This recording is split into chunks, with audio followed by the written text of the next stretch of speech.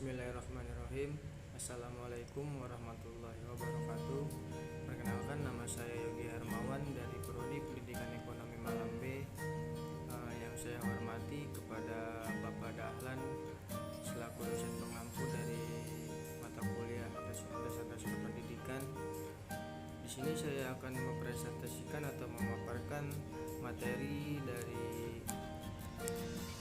aliran-aliran pendidikan di Indonesia yang terdiri dari aliran-aliran klasik dalam pendidikan, gerakan-gerakan baru dalam pendidikan, aliran pokok pendidikan di Indonesia.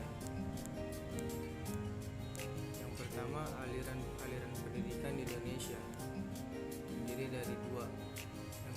Yang pertama, pemikiran-pemikiran yang membawa pembaruan dalam pendidikan disebut aliran-aliran pendidikan. Yang kedua, pelaksanaan pendidikan yang selalu dinamis sesuai dengan dinamika manusia dan masyarakatnya.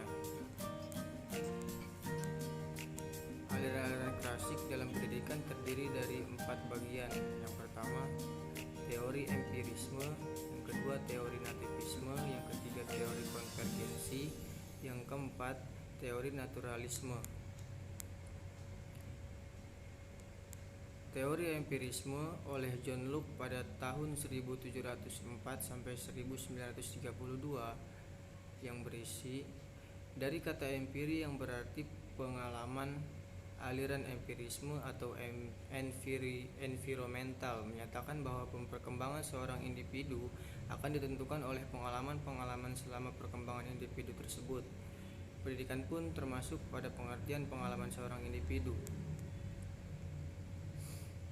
Menurut teori tabula rasa, yaitu anak yang dilahirkan bagaikan kertas putih atau meja berlapis lilin yang belum ada tulisannya.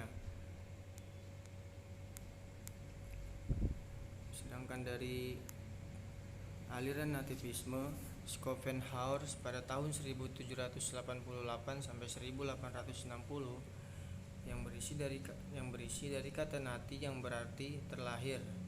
Aliran nativisme menyatakan bahwa perkembangan individu ditentukan oleh faktor keturunan atau bawaan sejak lahir.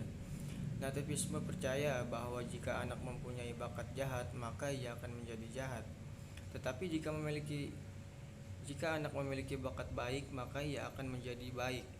Aliran ini mengakibatkan pesimistis di dunia pendidikan, karena pendidikan menjadi tidak berdaya menghadapi perkembangan manusia. Aliran naturalisme oleh J.J. Rousseau pada tahun 1712 sampai 1778 yang berisi aliran naturalisme menyatakan bahwa semua anak yang dilahirkan pada dasarnya dalam keadaan baik. Anak menjadi rusak atau tidak baik karena campur tangan manusia. Pendidikan hanya memiliki kewajiban untuk memberikan kesempatan kepada anak untuk tumbuh dengan sendirinya. Pendidikan hendaknya diserahkan kepada alam. Dalam mendidik seorang anak hendaknya dikembalikan kepada alam agar pembawaan yang baik tersebut tidak rusak oleh pendidik. Aliran konvergensi oleh William Strand pada tahun 1871 sampai 1939. Aliran konvergensi mengemukakan bahwa pembawaan dan lingkungan mempunyai peran penting dalam perkembangan individu.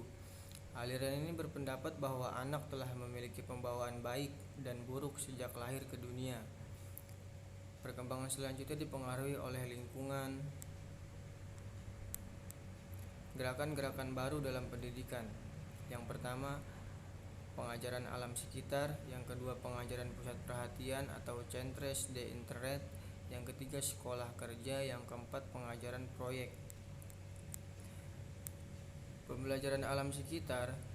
Pendidikan alam sekitar ditanamkan pemahaman, apresiasi pemanfaatan lingkungan alami dan sumber-sumber pengetahuan di luar sekolah yang semuanya penting bagi perkembangan peserta didik, sehingga peserta didik tidak akan mendapatkan kecakapan dan kesanggupan baru dalam menghadapi dunia nyata. Melalui penjelajahan alam yang dilakukan, maka peserta didik akan menghayati secara langsung tentang keadaan alam sekitar.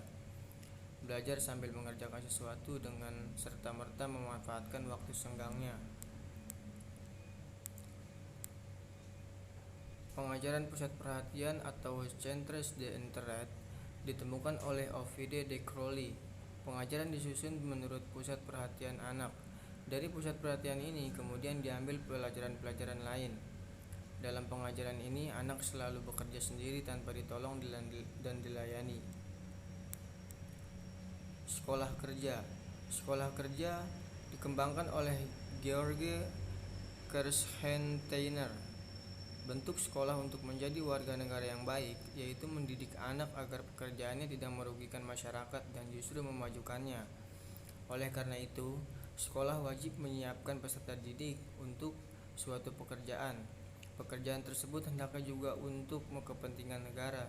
Jadi yang menjadi pusat tujuan pengajaran adalah kerja untuk menatap masa depan. Pengajaran proyek dikembangkan oleh W.H. Kilpatrick yang berisi menanamkan pengajaran proyek sebagai satu kesatuan tugas yang sesuai dengan kebutuhan peserta didik dan dikerjakan bersama-sama dengan kawan-kawannya. Menurut Kilpatrick, dengan tetap duduk di bangku masing-masing, maka pembentukan watak para peserta didik tidak dapat terlaksana.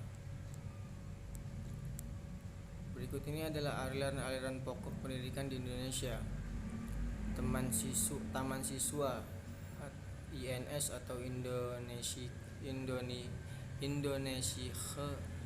Netherlands School. Taman Siswa didirikan pada tanggal 3 Juli 1922 oleh Ki Hajar Dewantoro. Taman Siswa memiliki asas-asas sebagai berikut. Yang pertama, asas merdeka untuk mengatur dirinya sendiri, asas kebudayaan atau kebudayaan Indonesia. Yang ketiga, asas kerakyatan, asas kekuatan sendiri atau berdikari. Lanjutan dari pembahasan tadi adalah Taman Siswa memiliki dasar pendidikan yang disebut Pancadharma, yaitu kemanusiaan yang berisi cinta kasih terhadap sesama manusia dan semua makhluk ciptaan Tuhan, kodrat hidup untuk pemeliharaan dan kemajuan hidup sehingga manusia hidup selamat dan bahagia. Kebangsaan, tidak boleh menyombongkan bangsa sendiri, tidak boleh bertentangan dengan kepentingan umum. Kebudayaan nasional harus tetap dipelihara. Kemerdekaan atau kebebasan, apabila anak tidak diberikan kemerdekaan, maka akan menghambat kemajuannya. Ki Hajar Dewantoro juga mengajarkan semboyan kepada pendidik, yaitu Ingarsa Sung Tulada, yang artinya memberikan teladan kepada peserta didik ketika berada di depan. Ing Madya Mangun Karsa, yang artinya membangun semangat kepada peserta didik ketika berada di tengah. Tutwuri Handayani, yang artinya mengarahkan peserta didik agar tidak salah bertindak ketika berada di belakang. INS, yang artinya Indische Netherlands School, sekolah yang didirikan oleh Muhammad Syafi'i di Kayu Tanam yang bertepatan di Padang Panjang, Sumatera Barat. Sekolah ini mempunyai rencana pelajaran dan metode sendiri yang hampir mirip dengan sekolah kerjanya Kerschensteiner.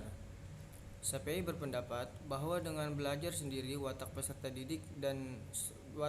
didik akan terbentuk dan di kemudian hari dapat tumbuh untuk menjadi orang dewasa yang merdeka, tidak hanya dengan jalan menghafal saja di sekolah.